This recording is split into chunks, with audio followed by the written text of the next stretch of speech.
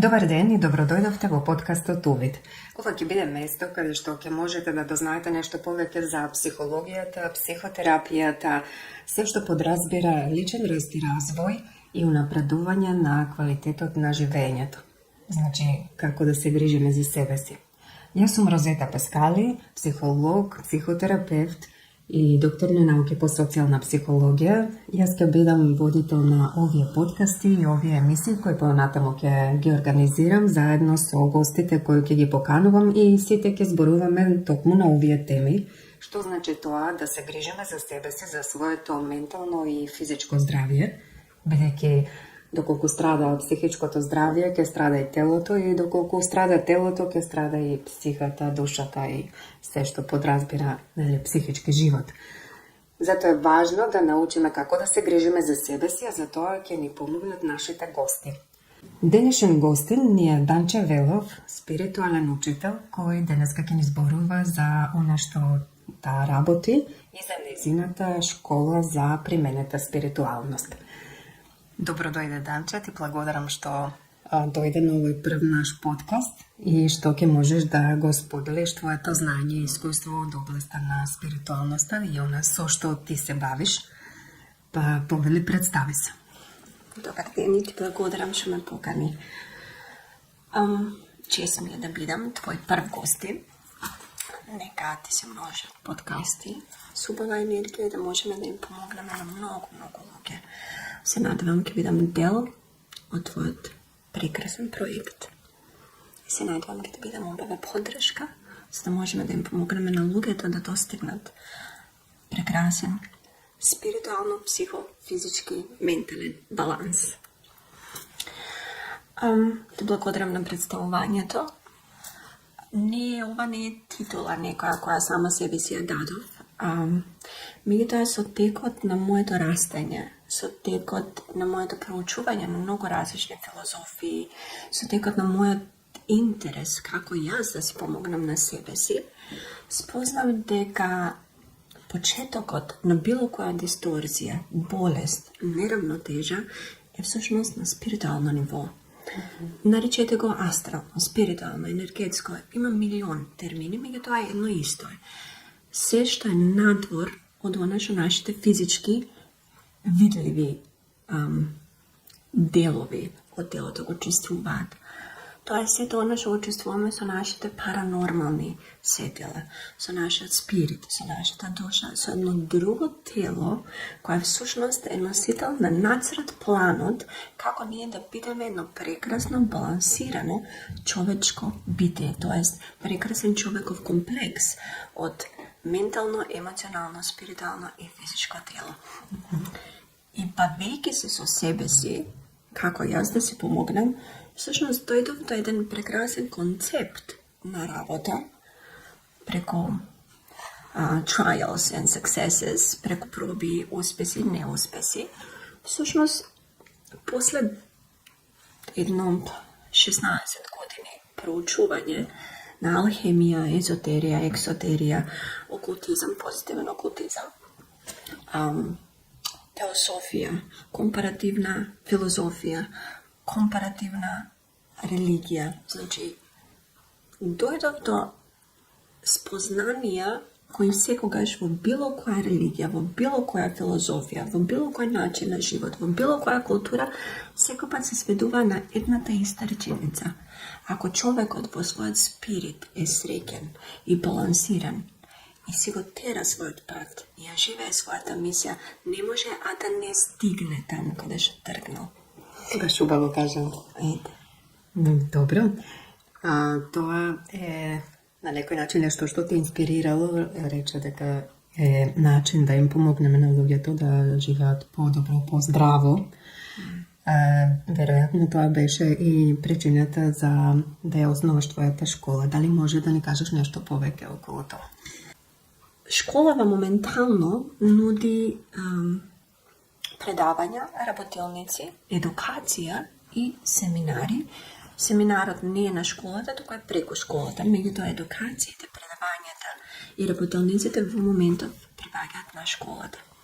Школата najmnogo na koja se koncentrira je применета спиритуалност, тоа е спиритуалност која може да се примени. Затоа спиритуалноста се разликува од духовност. Која е разлика? Имаше една многу убава слика во една од психотерапевските книги. Вели религија, спиритуалност, consciousness. Разликата е уствари на 3 нивоа. Кога ние постоиме во физичкиот свет, се додека не сме свесни, не сме создале увид дека ние сме многу повеќе од само физичко тело, имаме потреба да припаѓаме некаде. Дали ќе е религиозна институција, дали ќе е образовна институција, дали ќе е фамилиарна институција, дали ќе е брачна институција, дали ќе е врска, сакаме да припаѓаме некаде. Таа потреба носи припадност, меѓу таа припадност има чувството на припадност, има една духовна нитка која не можеш да ја објасниш со зборови. И само оставаш дека нешто таму, некое битие, нешто непознато, те штити, те чува, ти си сигурен тука во твојата коцкичка, со врските со луѓето, нема знаење, нема увид. Кога припаѓаме некаде, бидејќи зависиш од правила, зависиш од коегзистенција, зависиш од тоа како ќе му е на другиот. Не идеме на по-спиритуално ниво. Има една духовност, идеш на празник на, не знам, ако си христијанин на црква, ако си муслиманин во својата света џамија, значи ако си будиста си одиш во ашарам или во харам. Значи, тоа е таа духовност. Немаш појма каде одиш, барем не со детални зборови да си го објасниш, знаеш дека треба да си иде, знаеш дека треба да си почитуваш. Сите одат и јас ќе одам. Во духовноста нема разбирање што е тоа во што веруваш и зошто тоа го правиш. Има повеќе, па така е, тоа не е традиција, тоа не е религиозна култура, тоа не е општествена култура. Јас тоа го подразбирам под духовност. Духовен човек верува во нешто, меѓутоа не знае во што верува, не може да го објасни. Нема зборови за тоа и нема тука директно мистично искуство. Кога ќе се надмине моментот дека јас морам да припаѓам некаде за да бидам јас, кога веќе со текот на животот, со текот на спознанијата, што ги добиваме со теоретските читања на книги, што ги добиваме со самиот живот, веќе сваќаш дека, чекај, има нешто повеќе од тие градби со цигли.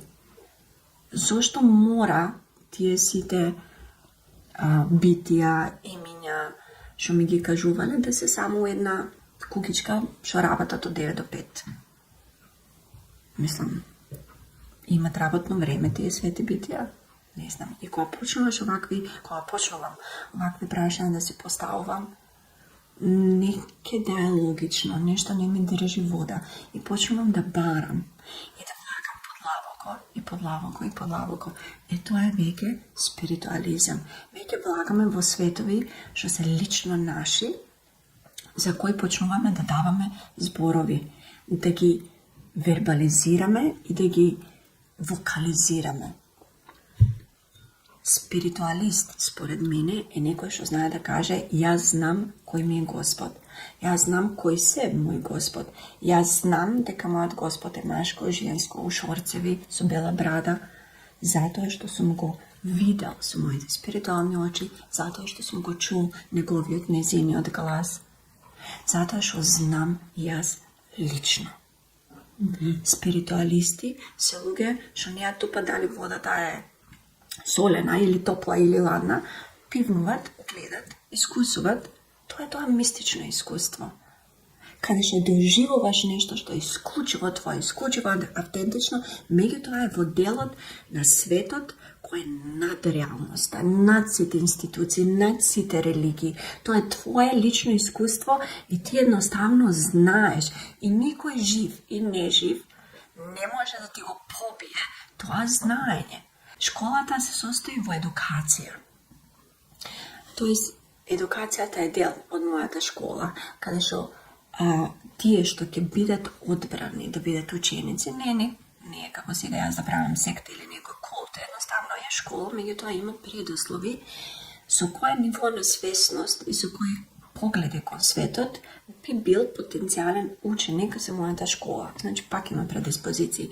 И во школата еднаш кога ќе се влезе, значи ги учиме токму овие поделби. Да свати човекот што му е анатомско тело, да свати конструкцијата на спиритуалното тело, анатомијата на неговите тела, анатомијата на менталното, емоционалното, спиритуалното и физичкото тело. Да научи како пред се да се исцелува себе си. Целата школа е наменета за исцеление. Меѓутоа, исцеление преку едукација. Фактички, учениците што ја завршуваат оваа школа имаат потоа метод, што речете, за исцелување. Да, имаат метод, техника, која ќе ги донесе до момент да се исцелат себе си. Таа техника се нарекува Солток Рики Риохо, што значи техника со канализирање на рики енергијата, која се нарекува Солток. Значи, ова е сосема различно од општо користениот збор рики. Тука, во мојот наслов, ако се преведе како што треба, затоа семантиката исто во школата, семантиката е многу битна, токму поради овие терминологии, дух, душа, спирит, значи што е рики енергија, што е рики техника, или техника која се базира на рики енергија, плюс на светлината, како што е мојата техника. Тоа е тој метод што јас уствари сватив дека во текот на 25 години го развивам интуитивно. Не ова интуитивно исцеление, напротив, имам цела структура со трудови, со учебници што ги добиваат дечкиве. Моите ученици, значи учебниците се напишани лично од мене. Тоа е се мој увид. Не им давам на моите ученици нешто што јас лично го немам доживеано. Затоа школава е како мал Хогвартс, се темели на будење на паранормалните способности или метафизичките способности на секој еден човек во кој верувам дека и како ги имаме. Само што поради општеството се уште е табу да имат виденија, луѓето сосема нормални, да ти чувствуваш, да кажеш дека од интуиција сакаш да купиш некоја книга, сакаш да бидеш со некого, овој те одговара, овој не те одговара, сега како тоа така. Значи, една мала рееволуција правам во општеството за почеток и само ги поставувам темелите. Јас сум сејач на едно прекрасно семе, која се надевам дека ќе пораснат во прекрасни цветови на свесност и ќе останат позади мене да ми го обелат образот и да го носат моето наследство. Наследство дека ние сме многу повеќе од општествени и социјални битија. Ние сме автентичен човеков комплекс, составен од толку многу едноставно поврзани сложени делови, што сме ние перфектен холограм, токму како The Flower of Life. Затоа и ова ми е еден од символите за мојата школа. The Flower of Life е геометриска фигура која е мајка на сите геометриски фигури. И внатре го содржи The Seed of Life. Е тоа семенце of life, ама не мојот живот. Јас не ги учам учениците како да бидат како мене. Не да го минат мојот пат. Јас само им давам банкини и знаци и автопат. Не возат во мојата кола. Они се возат во собствена кола, со собствени километражи, со собствена брзина, дали автоматик или со брзини, они се знаат. Јас им градам автопат. Меѓутоа, за разлика од други институции, им давам и банкини, им давам и сообраќајни знаци. Моја работа е да ги предупредам. Учениците што почнуваат да се бават со спиритуалност, што почнуваат да чепкат во тој спиритуален дел, што е тоа што ги разболува, што е тоа што ги носи во дисбаланс. Колку не слушаат, па нивното тело се буни против нив. Ама има правила. Во спиритуалниот свет, curiosity did kill the cat. Dobro. Дали има некои степени, нивоа кои се поминуваат во школата? Колку време трае таа едукација за која зборуваш? Значи, едукацијата како дел од целокупната програма на Nexus, на школата за примената спиритуалност, едукацијата е повеќе годишна, бидејќи кога утре некој ќе каже дека е мој ученик, одговорноста имам јас. Ќе го спомнам Хаяши Сенсеј, тој е учител на автентичното, оригиналното усуи рейки риохо, значи на оригиналниот метод на исцеление со рейки енергијата според усуи Сенсеј. Значи Хаяши Сенсеј рекол, не само што вие, ние, учителите, сме одговорни за нашите ученици, туку сме одговорни за учениците на нашите ученици. Одговорноста, за разлика од тоа што го гледам во Република Македонија, што се случува со семинарите за спиритуално-енергетски техники или само енергетски техники, не ја презимаат одговорноста. Велат, они знаат што сакат, нека прават што сакат, они знаат што прават, имат слободна волја, а не сум одговорен. И како сме одговорни? Бидејќи работа на учителот е да ги научи учениците, утре кога ќе допрат, кога ќе стават нивната рака врз туѓа душа и спирит, тој спирит треба да биде исцелен, а не зашеметен или да му ги јас пренесам моите проблеми на него. Не сме клиентот, душата што доаѓа на исцеление, спиритот што бара помош, тоа е тој дел од нас што уствари го гради, е подложен на квалитетите на нашиот земен карактер, кој е тој што бара да биде ние да бидеме подобри луѓе. Спиритот е тој што ги поставува темелите на каков карактер сакаме ние да изградиме. Меѓутоа, поради постоење на селф, на ID, на его, и можеме малку да го отцрнеме спиритот, да му речеме, не, знаеш ти, знам јас. Тука гешталт психотерапијата многу убаво има до објаснувања како тоа нашиот спирит почнува да не бива свој, почнува да се разболува и како може еден човек да стигне до толкова стемнување на собствениот спирит за да неговата душа едноставно излезе од неговото тело. Затоа на вистина постат луѓе без душа. Тоа се идни демони, за жал, после нивната смрт. Да се вратам на степените на едукација. Уживам да зборам за спиритуалното. Значи, првиот степен е токму ова, за да разберат како со светлина, пошто солто окри и криохо се темели на канализирање на исцелителна рейки енергија и на светлина за која едукантот, ученикот се обучува преку 10 месеци, преку 7 модули, каде што ние, тоест заедно ги проучуваме универзумските закони.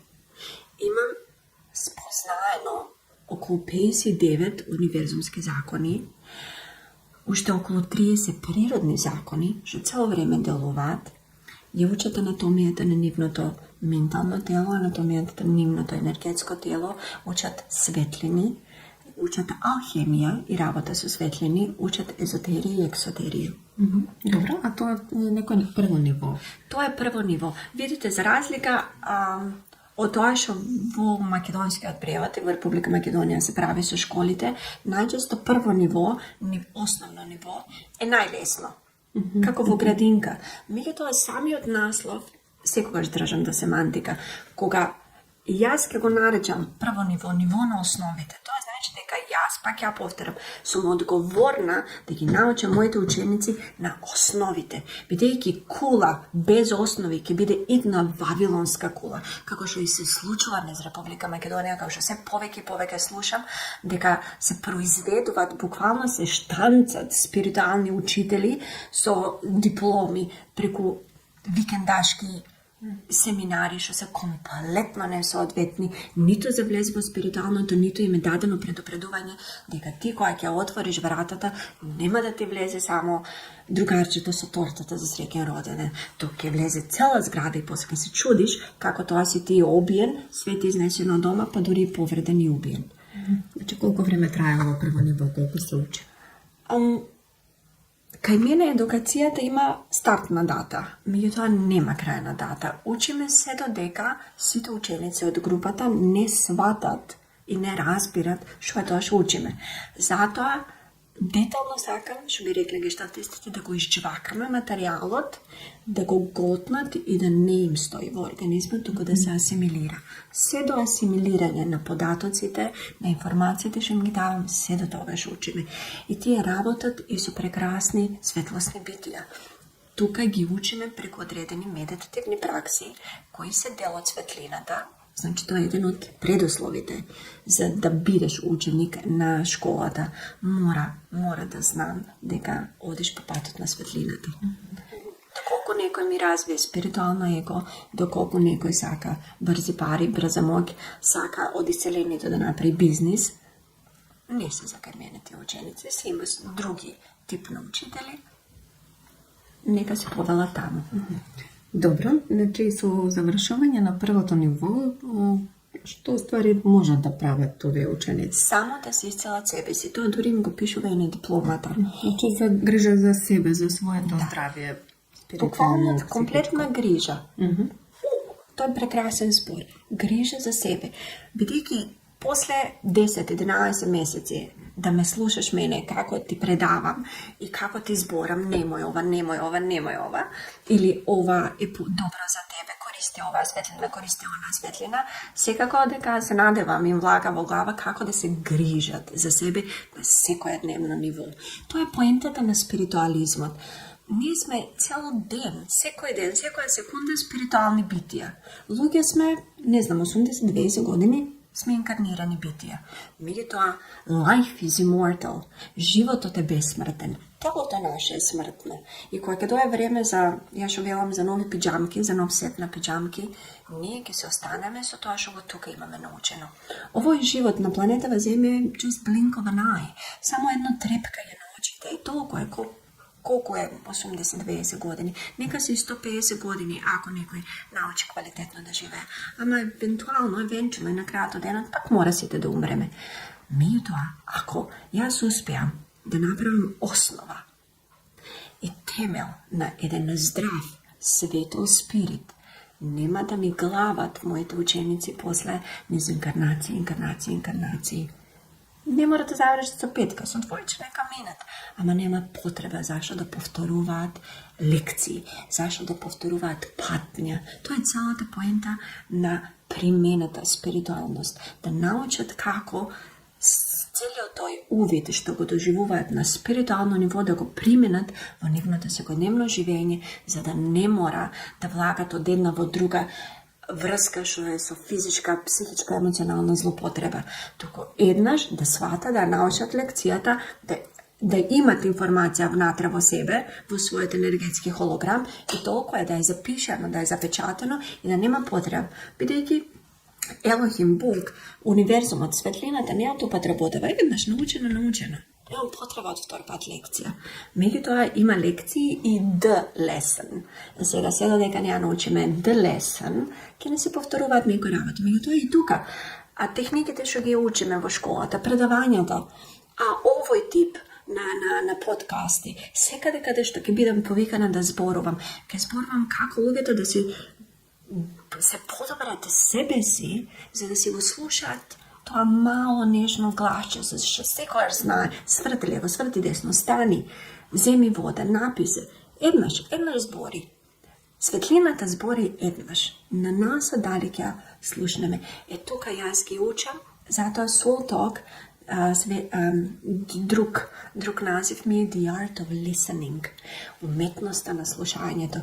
Целава школа, идејата на школата, мотото на школата се темели на уметноста на слушањето. Да се научи да се ќути, да се молчи, ама не пред другите. Пред другите треба и како да се збори за да изразиме својата автентичност. Меѓутоа да се научиме да се молчиме внатре во себе, за да можеме да си ги слушнеме собствените мисли. Колку мисли имаме во минута? Чиви си ти? Дали се интроекти? Дали правиме ретрофлексија? Дали правиме проекција? Дали има тука нешто мое? Или кога ќе го фатиме тоа мое, кога ќе научиме да молчиме и ќе научиме да слушаме. И кога ќе го фатиме тоа мое, како прекрасна златна нитка, како конецот од лавиринтот со Минотаурот, ќе знаеме да го избегнеме тој Минотаур. Ќе знаеме да си влеземе конечно во собствениот живот, со тоа ќе достигнеме ослободување. И тоа е тоа што се трудам да им го дадам на моите ученици, на сите тие што ќе бидат на еден или на друг начин дел од школата, дали преку семинари, дали едноставно на предавања, дали целата едукација ќе ја земат. Сакам да ги научам да се ослободат себе си од сите нитки што не се нивни. Ова вака доста обширно објаснуваш што се би добиле учениците. Можем еве вака на кратко да кажам како е таа структура во школата, рече има 3 нивоа. Првото рече дека има почеток, но не зависи многу од структура во школата, туку е структура на сото крикириохо техниката. Пошто целата школа, школата е буквално школа за едукација. Значи, има различни работи што се дешаваат внатре во школата. Меѓутоа, како најголем предмет, најголема едукација во моментов е едукацијата во сото кријки техниката, каде што луѓето, учениците преку 3 нивоа учат како да се исцелат прво себе си и после како да им помогнат на другите. Значи, првото ниво е многу битно, затоа и волку зедо време за да го објаснам. Првото ниво е навистина битно. Ако јас видам зашто е битно, бидејќи второто ниво се избрани ученици од првото ниво, ученици што се сега спремни, што јас ги имам видено дека припаѓаат на светлината, дека сватиле што сме учеле, имат 6 месеци до година време работа на себе, пошто мора да се асимилира сето тоа што е научено. Значи, мора они да работат на себе. И ако видам дека некој дисциплинирано работи на себе, не се буни дека ме нема, зашо ме нема, не сака брзо, што во спиритуалното не се напредува брзо. Не можеме да трчаме побрзо од колку што нашиот ангел чувар може да лета. Остануваме границите на банкините, што сум ги поставила. И кога јас ќе видам дека некој од учениците е спремен, он ќе биде повикан дали сака да биде дел од ниво 2. Бидејќи ако некој успешно работи на себе и е доволно скромен и не ми развил спиритуално его, може да биде повикан дали сака, сам да одлучи дали сака да влезе во второ ниво. Второ ниво е се што сме учеле од прво ниво, само подигнато како тоа да го аплицираме, да го применуваме кај други луѓе. Затоа е многу битно прво ниво. Затоа и секогаш многу зборам пред прво ниво. Затоа инсистирам на интервјуа пред прво ниво и да го прочитаат правилникот, да видат дали сакат да бидат дисциплинирани целата таа година време и уште неколку месеци претходно, а после тоа да работат на себе. Бидејќи во второ ниво тие што ќе бидат викнати, ќе работат на туги души, на туги спирити и на луѓе пред кои ќе одговарат како ја канализираат светлината. Дали вистинските бои ги применуваат. Не може да има носпојава при работа со светлина и при работа со реiki енергија. Енергиите не прават носпојава. Меѓутоа, личноста, ако не е во ред сама со себе, ако не си сработила себе си, ако не е во релативен, ментален, емоционален, физички и спиритуален баланс, не може да е канал. Тука е проблемот. Некој ќе рече дека реiki енергијата има носпојави, не ми беше добро. Некај мене. Тоа го немам слушнато. Меѓутоа имам клиенти што доаѓаат од други школи. Ништо не почувствував премногу брзо. Не е до реики енергијата. Реики енергијата е божествена енергија. Светлините се божествени, универзумски енергии. Не греши светлината. Меѓутоа греши човекот. Човекот е тој што греши. Дали има некои критериуми врз основа на кои се одредува кој се може да се запише во оваа школа да ја посетува? Секако има критериуми, треба да си добро човечко битие. Треба да си праведен и треба да си добар. А како тоа го оценувам? Преку работа со мене. Значи, одредено време ми бива, ајде да кажам, предученик.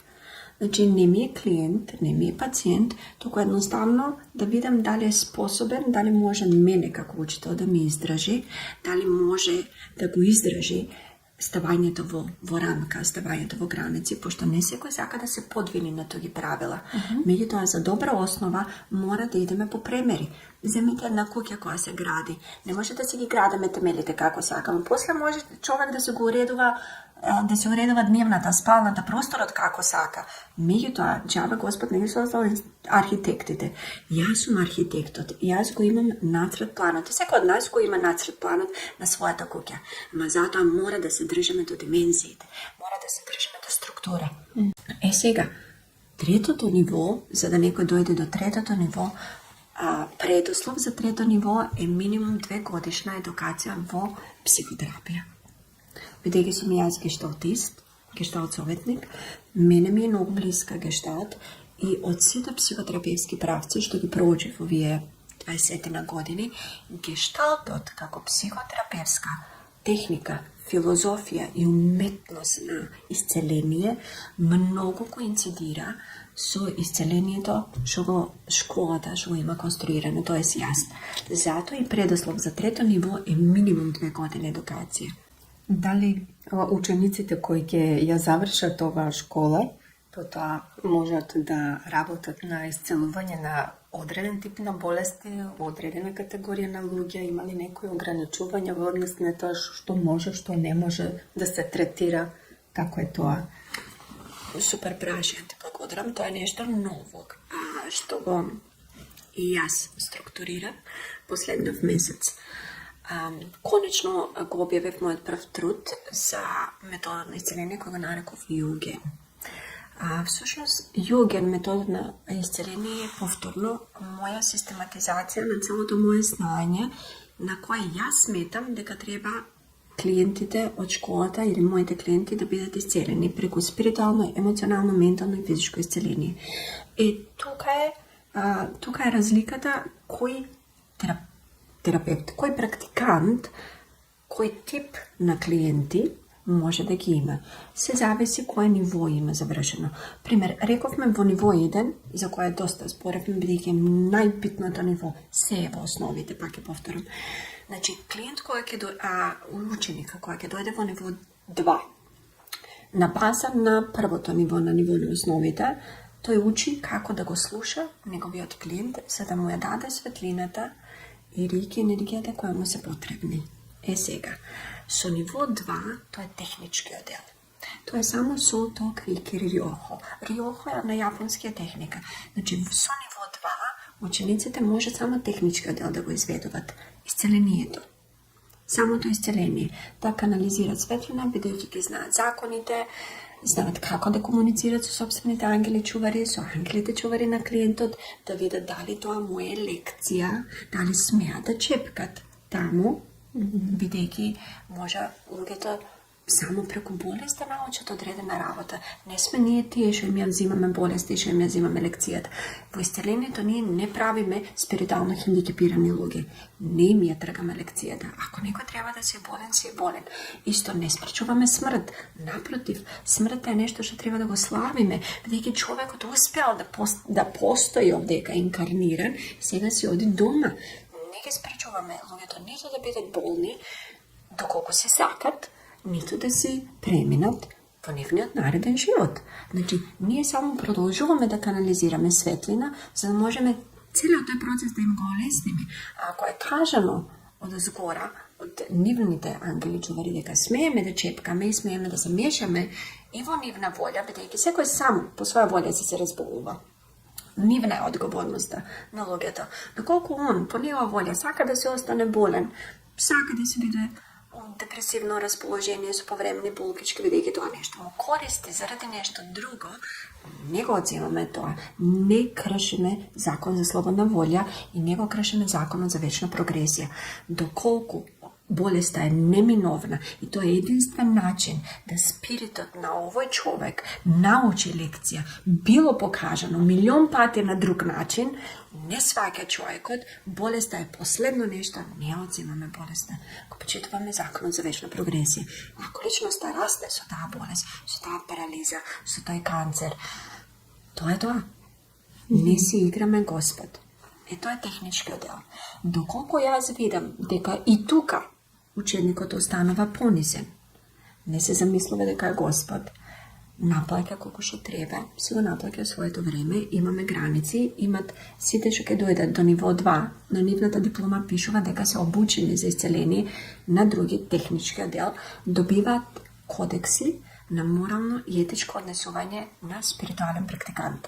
Тој кодекс ги проверувам дали е научен, дали е прочитан и добиваат права на идните клиенти, кој треба да им стои на зид објавен, бидејќи школата стои позади моите ученици, стоам јас.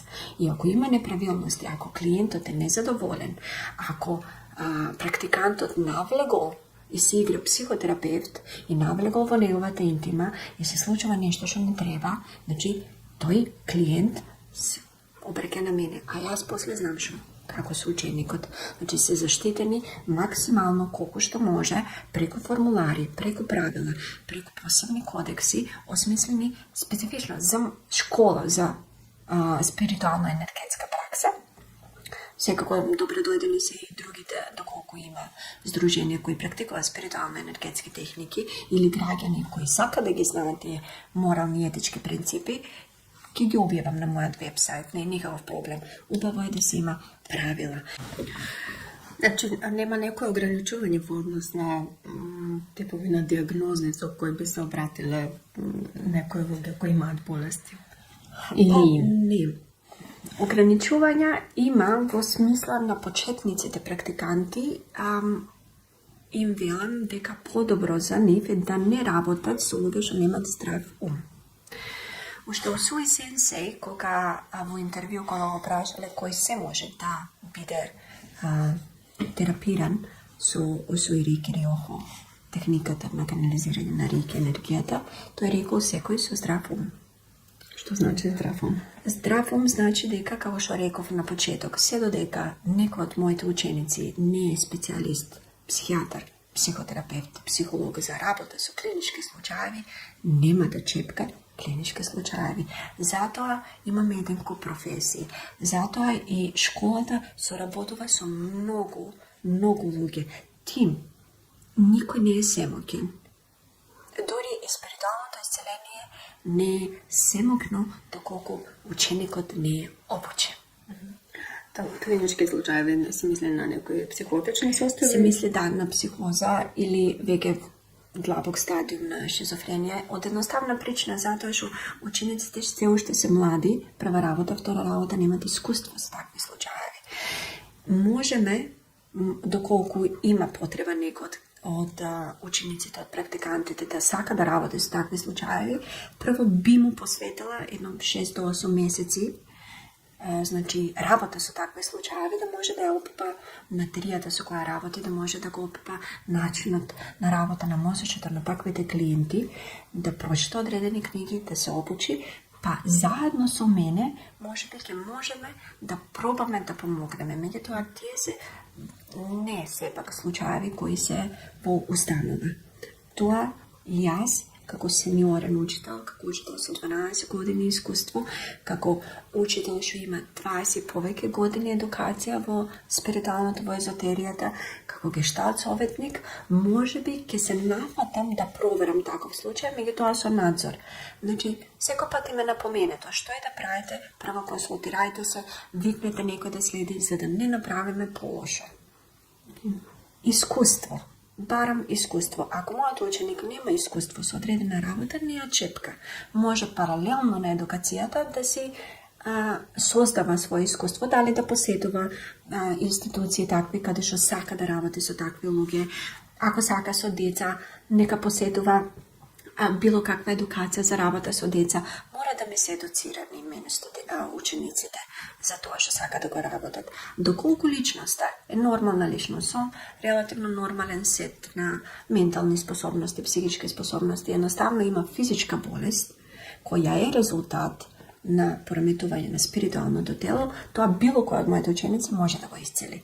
Тука немаме ограничување. Дали е лупус, дали е мултипла склероза, дали е канцер, дали е машко, дали е женско. Спиритот си е спирит. Ние сме спиритуални исцелители. Ние работиме со спиритуалното тело, без разлика на болеста. Исто како електричар, наоѓаме каде има прекини во струјата и тоа се трудиме да го поправиме. резултатите се прекрасни. Сепак не можеме скршена рака да ја обновиме, не сме маѓоничари. Значи, си оди да му стават гипс. Значи, свесноста. Моите ученици, барем тие до сега, се надеваме у иднина, многу акцент ставам да се свесни и да се совесни. Затоа ова е применета спиритуалност. Сето тоа што го научиле го применуваат и во нивниот живот. Ако они сами не би отишле кај спиритуалист за тој проблем, нема ни да земат клиент со тој проблем. Значи, за косата одам на фризер, за ноктите одам на маникир, за спиритуални работи кај спиритуалист, за скршеници на доктор, за диагнози на доктор. Значи, ние не поставуваме диагнози. Пак ќе речем, ние си играме професија што не е наша. Имаме тим на соработници, се советуваме, го праќаме клиентот, крвна слика каква ти е, ако забележиме, пример, дека има покачување на шекерот. Обучени се со нивните дланки да забележуваат. Не му вие велиме дека е диабетичар, дека му велиме би било убаво да идеш да го провериш шекерот. Значи, се оградуваме, бидејќи стварно не сме лекари, ние сме исцелители. Тоа е што ни е во доменот. Ти благодарам за овие интересни информации што ги сподели до сега, а мислам дека е важно да ја спомнеме и твојата книга која ти неодамна ја објави. Тоа е Знаење, размисли и факти за реики, усуи, сенсеи и спиритуалните учители. Овде стои на почетокот на книгата дека ова е приречник за сите оние кои ќе посакаат да постанат вистински исцелители и практиканти на реики техниката, како што Усуи сенсеи ја осмислил. Ова е таа книга и може да им кажеме на гледачите каде може да ја најдат. Книгата во моментов може да се најде секако кај мене. Меѓутоа многу сум благодарна и на книжарниците што сакат да го шире тој мој збор. Книжарниците Матица, главната Матица и Матица Ексклузив, книжарницата Или, книжарницата Полица во Скопје, ја има во Букси во Куманово и ја има во книжарницата М5 во Кочани. Секако и може и по карго да ја добијат, ја има на kupiknjiga.mk, исто ставена е, за да може да се купи и онлайн. Овој мој приречник е создаден по потреба. За кого се? Би бил корисен, Би бил корисен како што стои на корицава, затоа сум толку описна во разкажувањето, како што може и да се биде, уживам да зборувам, посебно за темата што многу сакам, за спиритуалното и за реики техниките кои постојат во светот. Значи, оваа книга пак има специфична публика. Значи, не е за некој што комплетно не го интересират спиритуално-енергетски техники, не е за некој што не верува во спиритуалното, што не верува во повисока енергија, значи не е за тие, нема што да научат. Меѓутоа, ова книга е прирачник за едукација. Затоа е дел од составната задолжителна литература на школата за прво ниво. Секако се базира, целото моја школа се базира на овие основи. Не знам, никогаш не би предала нешто што јас го немам во себе и го немам искусено како лично знаење. Целата книга е напишена од моje лично спознавање, мои лични увиди, моje лично мистично искуство.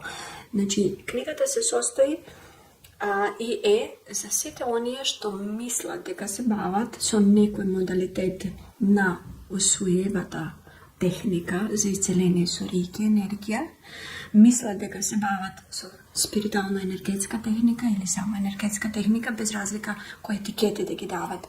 Значи, книгава е едноставно како компилација на сите прашања што во последниве 12 години ги имам добиено од мои ученици, од мои клиенти, што е ова со кое се бавиш, можеш ли повеќе да ми кажеш од сите лични, индивидуални предавања, од сите групни предавања.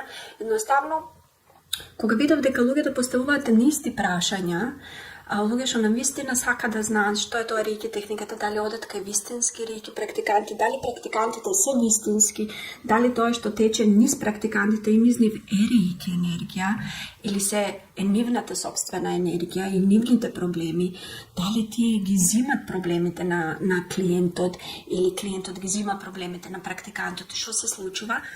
Почувствував една потреба дека е итно да се напише ваква книга, посебно во Република Македонија, бидејќи ние немаме култура за спиритуално-енергетски пракси.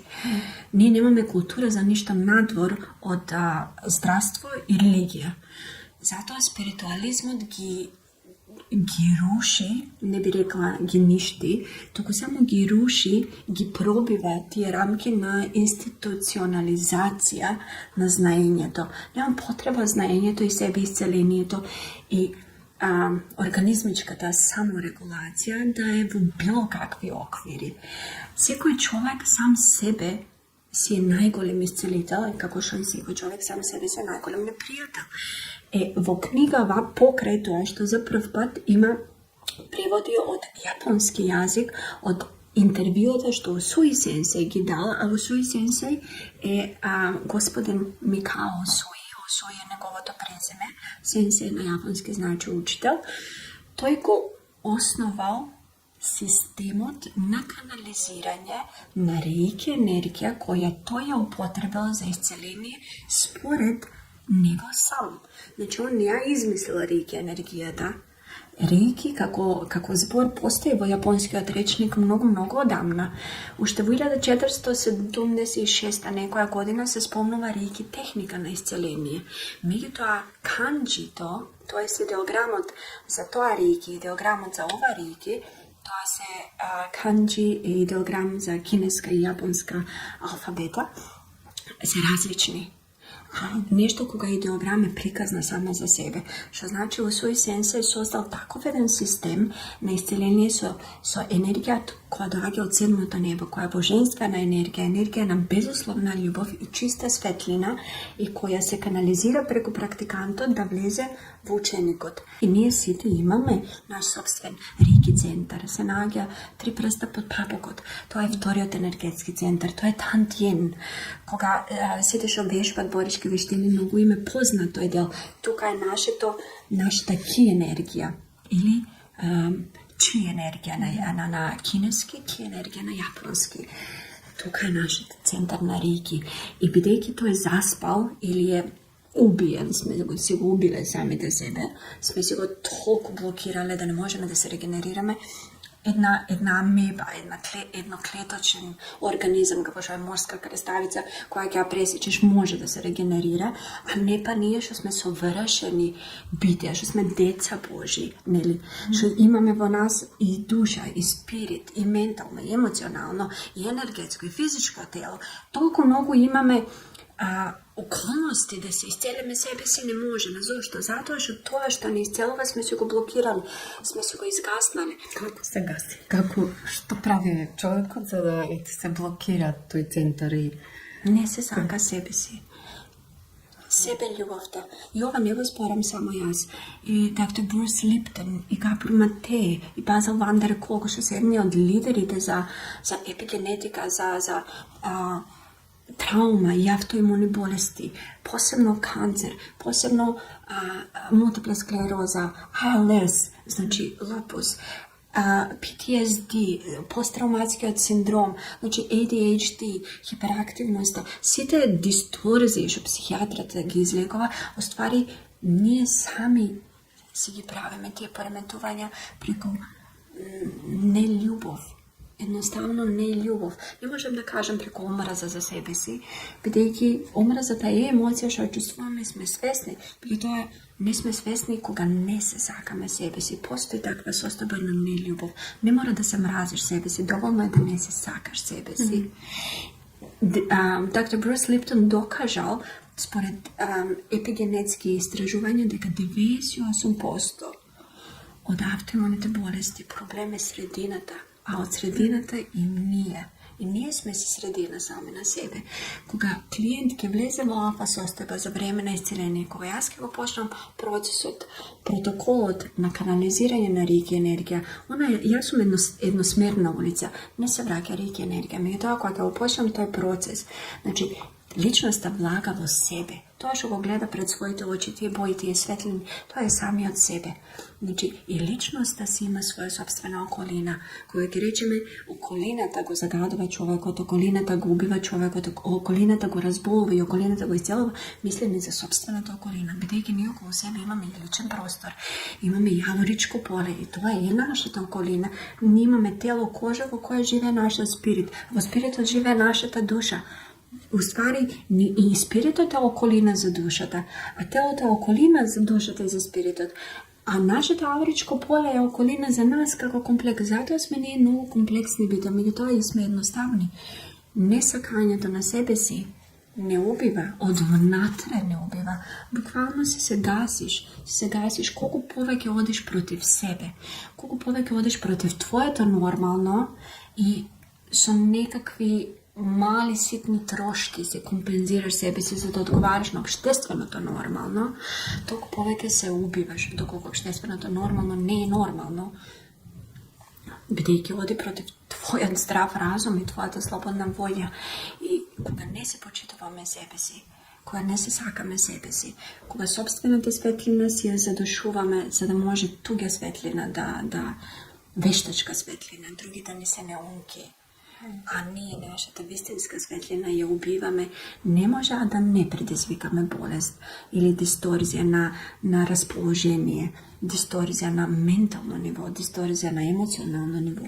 Не може да нема резултати. Скини едно листенце, па имаш две листиња, значи има резултат. Има резултат. Кинењето е процес што остава последица. Замислите ние што правиме на нашата душа. Листот после не можеш да го составиш еднаш скинат. Исто и душата. Никош нема да имаме наше ново нормално, ама може да имаме ново нормално. Може да имаме ново исцеление од после себе исцелението. Може да имаме нов баланс, нова рамнотежа. Никош нема да бидеме старите. Меѓутоа, тоа ново јас може да биде убаво, бидејќи сме си го ние создали. Ние знаеме што не разболува. Секој човек, токму тоа во прво ниво, нема ученик што не кажал секако дека знам што ми е. Ние не можеме да се лажеме себе си. Може да дојде клиентот да ме лаже мене, да мисли дека ме лаже. Секако јас со моите паранормални способности, било кој друг практикант на исцеление, како што реков, самото исцеление е паранормална способност. Значи, ги очитуваме како ЕКГ. Кога, замислете еден апарат измислен од човек, па може да каже внатре срценцето како чука, а не па совршено битие да те допре. Секако дека можеме да кажеме што на клиентот, нема потреба да ме лаже. Секако ќе видиме, ќе очитаме. Нема потреба да му кажам дека ме лаже, нема потреба да ми ја каже вистината, меѓутоа не постои човек што не знае што му е. 5 минути сами со себе точно знаеме што ни. Меѓутоа одлучуваме да не се признаеме на себе си, одлучуваме да не го гледаме, одлучуваме да се саботираме себе си. За жал, одлучуваме да се убиваме себе си. Не само што знае што му е, туку и знае од каде тоа е. Од кога е тоа така, од кога почнало некако, дека има поврзаност, не е току така дојдена таа болест од нигде никаде, току имало период предходно каде што и тоа како имало некое нарушено функционирање во секојдневието, негрижа за себе, што викаш ти, несакање на себе си, можеби дозволување на другите лошо да се однесуваат кон нас. Немање здрави граници. Така, значи сето тоа веројатно траело долго време за да дојде до веќе некоја сериозна болест. Па макар и почетна фаза веќе дава знаци дека мора нешто да се промени, дека телото самото ни кажува дека има нешто што правиме против нас, нешто што не е добро за нас. И ова како што разбрав до сега, што го зборувавме, тие што би дошле како клиенти или пациенти кај тебе, и твоите практиканти, треба да знаат дека треба да заземат активна улога во лекувањето на својата болест, дека третманот не е како кај класичната медицина, каде што најчесто се зазема тој став дека е важно да ги снема симптомите. Дека ќе ти дадат одредена терапија, апчења вакви или такви, или кој друг вид на farmakoterapija ili nešto što treba ti samo da go piješ 3 pati na den, da rečeme, toliko i toliko vreme i veke nemaš gajle ili ne znam, v odnos na ovije što se psihosomatske zaboluvanja, особено kako visoki otkriven pritisak ili alergite ili astma ili sve što baš nastanu v telo, to kako rezultat na narušen psihički život. Jednostavno samo ako najdeme apče dobro što ќе ни го стабилизира притисокот, веќе немаме проблем. Не, тоа е така, значи стануваме само зависници од таа терапија која ни ја препишува лекарот и таа само ги држи колку толку под контрола симптомите, но не се работи на причината.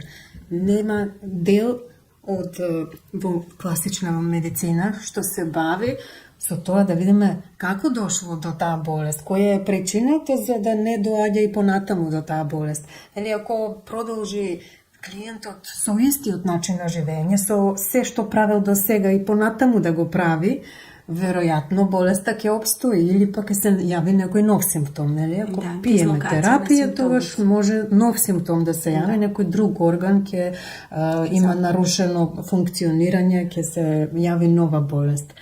Само затоа што не се работи на причината. А ова сега што го кажуваш ти, така звучи како да клиентите треба да се спремни да променат нешто од она што значи за нив секојдневно функционирање, да имаат активна улога во собственото лекување.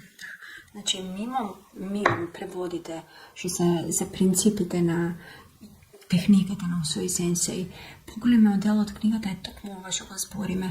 Значи, како тоа ние се разболуваме, каде, што се тоа енергетските центри, како може човек да се помогне на себе си. И токму објаснам кои се вистински спиритуални учители, барем според мене, кој не е спиритуален учител, кој едноставно некој што практикува енергетско-спиритуална метода. Меѓутоа, да, управо си, ова сето што го кажа, значи, за да може еден човек да се исцели. Затоа и ги спомнувам спиритуалните учители дека не е само за рейки, за Усуи сенсеј. Бидејќи спиритуалните учители се носители на спиритуенергетските пракси. И ние сме тие практиканти и канали низ кои треба таа светлина, таа безусловна љубов да тече низ нас. Спиритуално-енергетската пракса, барем кај мене, без разлика дали практикуваме со клиентот Солто Рейки Риохо или Джиките на Рейки, тоа се два модалитети на Усуи Рейки Риохо, оригиналниот назив, многу личи на психотерапија, само што е спиритуална психотерапија. Исто како што психотерапевтот доста навлака во спиритуалниот дел, без разлика дали психотерапевтот е свесен за тоа или не, дали ќе го нарече поле, или јас ќе го наречам аура и спиритуалниот дел од личноста, исто тоа е само што спиритуалистите, барем тие што работиме практикување на спиритуенергетска техника, ние директно идеме кај изворот, а изворот е пореметен нацред план. Знаете, има една божествена заповед која вели ти си храм Божји. Буквално ние сме храм. Буквално куќа. Куќа со милион соби, куќа со многу органи, куќа со 37,2 трилиони собички, што се хексагонални собички. И тие собички, ако не се чисти, нашата куќа после одредено време смрди. Има ѓубре. Научно е докажано дека, пример, само за појава на тумор, што не е ни преминување во канцер, треба 3 години организмот толку многу да е во дисторзија, за да почне да мултиплицират те клетки. Те клетките се нормални клетки што го убиваат паразитот, вирусот, инфекцијата. Меѓутоа, за едно тело да направи толкав степен на инфламација, за да може да се пројави во автоимуна болест, како што е канцерот, или како што е мултипла склерозата, ние треба да се малтретираме нашето тело минимум 3 години. Значи, нито еден канцер, нито една автоимуна болест не е леле колку брзо се појави од вечерта и утре умре. Не, значи човекот мора некаде да се малтретира о себе си доволно долго, за да може огледалната рамка, што ни е нашето физичко тело, да се скрши. Болеста почнала од спиритуалното тело, од енергетското тело. Ние пред се сме спирити. Значи, толку време предходно, 3 години, може и повеќе, се нарушува енергетското тело на човекот, па потоа dugo, neli ako traje to loše funkcioniranje, su loše navike, ne griže za sebe i loš odnos kon sebe si, pa po to dođe i bolest na nekoj organ. Според спиритуалната психологија, значи човекот, личноста, сега да збориме гешталтистички, токму тој термин на personality, личноста, карактерот, која е sum total, која е збир на општествени норми, збир на домашно воспитување, себе воспитување, социјална едукација, општествена едукација и тоа што го викаме карактер. Значи, карактерот наш mora 85% од светлината на спиритот да ја убие, за да дури тогаш спиритот произведе на физичкото тело болест. Гледате колку многу спиритот е стрплив со нас. Значи, дозволува 85% ние да го измалтретираме себе си, тоест ние сме тој спирит. Значи, ние се малтретираме себе си до тој степен да нашиот спирит пробал све за да не предупреди, за да ни каже разбуди се, за да ни каже ќе се разболиш, за да ни каже немој да ми умреш прерано. Бидејќи ние сме неговото тело, спиритот наш треба да се искоси себе си преку нашето инкарнирано тело и ние ја убиваме таа светлина, ја убиваме целата наша мисија, целата наша судбина. Кога ќе почнам јас да не се сакам себе си, окей, не се сакам, ама кога ќе почнам реално, видливо да не се сакам себе си, да почнам да се критикувам и да викам, да, тоа е во право, ја не сум во право, не, ми се јаде пица, да, ми се јаде салата, секако здраво треба да јадам. Кога ќе почнам да наметнувам на моето тело туги норми и туги правила, значи моите размисли веќе не се мои, тоа се туги размисли. После тие размисли ќе ми ја сменат и хемијата во мозокот. А хемијата во мозокот, кога ќе ми се смени, ќе ми се сменат мене емоциите, јас ќе имам сосема други потреби, што не се ни мои потреби. После нормално ќе ми биде цело време да јадам храна, што уопште мојот организам не ја подржува. И кога јас ќе почнам да му внасам во организмот работи што не се за него, не може физичкото тело да не ми се разболи. Физичкото тело е огледало на душата, огледало на спиритот. Луѓето личат на својот спирит. Има една прекрасна поговорка, се надевам дека ќе се сретнеш сам со себе си, кога ќе се видиш во огледалото. Луѓето буквално личат на својот спирит. Тие што се остарени пред време, тие што се скрабавени. Таков им е спиритот.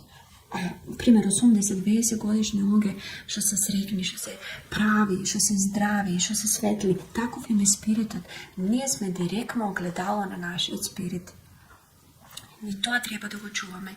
И тоа го објаснувам во книгата како, низ кои правци, доволно длабоко, за да можат да сватат одредени работи преку книгата, ама не премногу длабоко, за да ги убијам со едукација. За да се створи потреба за едукација, сосема таман. И мене ми е лично убаво што за прв пат на македонски јазик сите тие што сакат војдина да се бават дали со реики, техниката на исцеление со реики енергија, дали со некој друг вид на спиритуална енергетска пракса, со канализирање на некоја друга од универзумските енергии или земните енергии, да знаат дека постојат книги. Во мојата книга има преводи од јапонски јазик, од англиски јазик, од мојот сенсеј со некова дозвола секако и се пишува од кои книги се тие преводи, затоа што многу слушав, нема книги, нема од каде. Не, има книги, ама луѓето не ќе да се едуцираат, не ќе да потршат 10 евра, 20 евра да купат книги. Ки има тие книги, ки има на Амазон. Арџава сенсеј, што ми е мој ментор, што е најголем истражувач и историчар на реики техниката, како во времето на Осој сенсеј до ден денес, 40 години и биограф историчар на реики методата, значи само он има напишано на 14 книги. Западната линија, американизираната линија, која доаѓа од таката, исто имат книги, доволно добри за да се запознаеш. Не е дека нема книги, луѓето не сакаат. И како што зборевме, луѓето не сакаат да се едуцираат, не сакаат да излезат од комфортната. Да се менуваат. Не сакаат да се менуваат. Многу често тоа кај пациентите сум го видела и кај клиентите кај мене што доаѓаат за психотерапија, ако може вака да се каже некој совет да направат, не знам, 3 работи и веќе се да се врати во нормално и да си продолжат исто како до сега. Или ако најчесто и го барат проблемот кај другиот, дека тој треба да се смени, ако може не го смени го, а јас да си продолжам како до сега. Немаат баш некоја свесност за својата одговорност за да има каков и да е проблем, дали е лоша комуникација во домот, дали е нарушена партнерска релација, дали е болест, дали што е разговор со себе на некој начин. Како ви да е проблемот, колку поголема спремност е на клиентот за менување и за истражување како дошол до тоа, толку е поверојатно дека и ќе дојде до излекување и промена, решавање на проблем, нели, менување на состојбата во која се наоѓа. Токму тоа правите 5-6 сесии, не е само овој разговор со клиентот. Мислам дека е одлично ова да се преведе на англиски и да биде достапна и за пошироката публика. Па има прекрасни веќе на англиски јазик. Ете, мојата понесност пред поголемите учители, меѓутоа секако кога ќе се охрабрам себе си, би ја превела, не е никаков проблем. Меѓутоа во Македонија немаше книга, во Македонија фалеше книга на македонски, затоа ја напишав, за да не речат нема литература, има литература.